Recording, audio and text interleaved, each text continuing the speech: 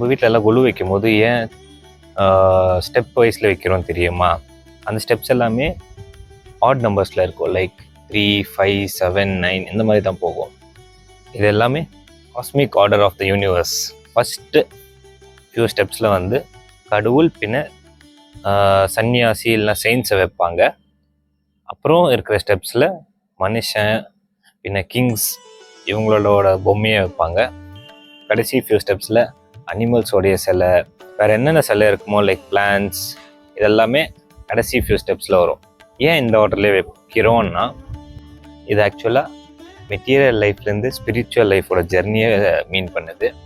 நம்மளுக்கு எல்லாமே வேணும்னு இருக்கும், ஆனால் கடைசியில் நம்ம எல்லாம் சேர்றது கடவுள் என்ற மெசேஜை பாஸ் பண்ணுறது தான் இது. ஆக்சுவலாக நம்ம கொலுன்ட்டு ஒன்று வைக்கிறோம்.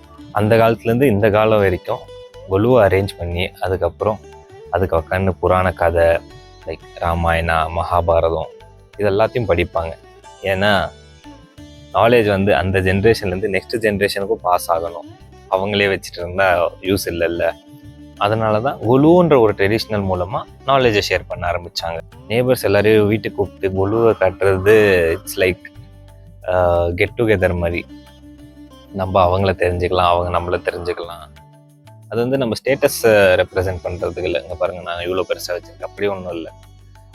கடவுளை நீங்களும் வந்து வர்ஷிப் பண்ணுங்கள், உங்களுக்கும் அவங்களோட அருள் கிடைக்கட்டும்ன்ட்டு. சின்ன சின்ன பசங்க வீட்டுக்கு வந்து அவங்க கதை கேட்பாங்க, அவங்க நிறைய தெரிஞ்சுக்குவாங்க. அவங்களுக்கு நீங்கள் ஸ்தோத்ரா இது எல்லாத்தையும் சொல்லி கொடுத்தீங்கன்னா அவங்களும் அவங்க கற்றுக்கிட்டு கொஞ்ச நாள் ஞாபகம் வச்சுக்குவாங்க, படிப்பாங்க.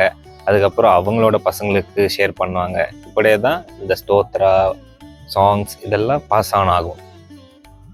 நம்ம பிரசாதம் பண்ணி பக்கத்து வீட்டுக்கு ஷேர் பண்ணுவோம், அவங்க பண்ணி நம்மளுக்கு ஷேர் பண்ணுவாங்க. இதனால பாண்டிங்கும் இன்க்ரீஸ் ஆகும். குலு வைக்கிறதோட மெயின் ரீசன் என்ன தெரியுமா? To pass on the message like நம்ம எல்லாருமே கடவுளோட க்ரியேஷன் தான்.